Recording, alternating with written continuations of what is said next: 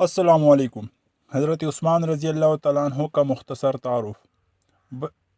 पैदाइश और मुसलमान होना। हज़रत उस्मान रज़ी अल्लाह तआला अन्हु मक्का के एक बहुत अमीर घराने में 576 ईस्वी में पैदा हुए। जवानी में ही इनकी ईमानदारी की वजह से सब इन्हें इज़्ज़त से देखते थे। इनकी कज़न हज़रत रुकिया रज़ी अल्लाह तआला अन्हा ने इन्हें इस्लाम के बारे में बताया। हज़रत अबू बकर सदीक रज़ी अल्लाह तआला अन्हु की दावत पर वो रसूलुल्लाह सल्लल्लाहु अलैहि वसल्लम के पास गए और फ़ौरन मुसलमान हो गए। आप सल्लल्लाहु अलैहि वसल्लम ने अपनी बेटी हज़रत रुकिया रज़ी अल्लाह तआला अन्हा से इनकी शादी कर दी।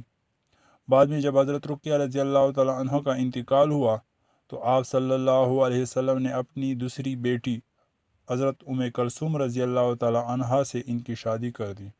इसलिए इन्हें ज़ुन्नूरैन कहा जाता है, यानी दो नूरों वाला। खलीफा बनना और अच्छे काम। हज़रत उमर फ़ारूक रज़ी अल्लाह तआला अन्हु की शहादत के बाद 644 ईस्वी में तमाम मुसलमानों ने मिलकर हज़रत उस्मान रज़ी अल्लाह तआला अन्हु को अपना तीसरा खलीफा चुना। इनका दवर बहुत पुरअमन और खुशहाली का था। वो बहुत हयादार, नरम दिल और सखी थे। उन्होंने बहुत से अहम काम किए। मुसलमानों के लिए नए इलाके फ़तह किए, जैसे ईरान, अफ्रीका और कुर्बस। पहली इस्लामी बहरी फ़ौज बनाई। मस्जिद नबी सल्लल्लाहु अलैहि वसल्लम को बड़ा और ख़ूबसूरत बनवाया। लोगों के लिए नहरें और कुएं बनवाए ताकि पानी की कमी ना हो। सबसे बड़ा कारनामा कुरान की हिफाजत।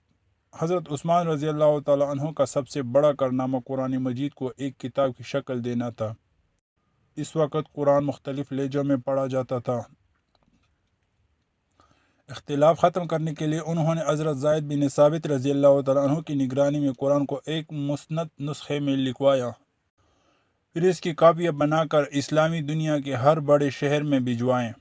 आज दुनिया भर में पढ़ा जाने वाला यही मुसहफ़ उस्मानी है। इसी तरह उन्होंने कुरान को हमेशा के लिए महफूज कर दिया। मुश्किल वक़्त और शहादत। उस्मान रज़ी अल्लाह तआला अन्हु के आखिरी दौर में कुछ बागियों ने मदीना में फ़साद फैलाना शुरू कर दिया।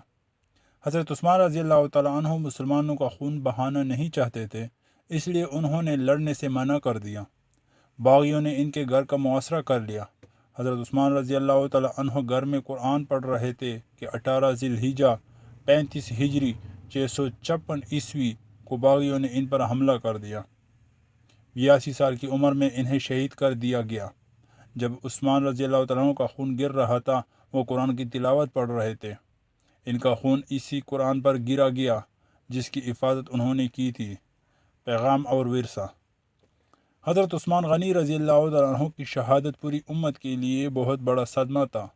वो अपने पीछे ये कीमती चीज़ें छोड़ गए। मुकम्मल और महफूज कुरान मजीद, पहली हुई इस्लामी रियासत, रफ़ा आमा के बहुत से काम। इनकी ज़िंदगी से हमें यह सबक मिलता है, ईमानदारी और सखावत, कुरान से मोहब्बत, मुसीबत में सब्र, उम्मत की फ़िक्र। आज भी जन्नतुल बकी मदीना में इनकी कब्र पर लोग इनके नक्श कदम पर चलने की दुआ मांगते हैं।